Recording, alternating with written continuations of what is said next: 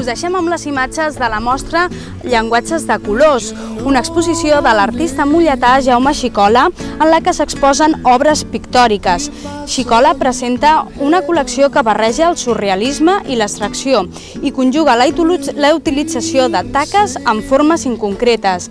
Dintre d'aquesta ambigüitat, l'artista reclama la interacció de l'espectador en un món de cromatismes difuminats.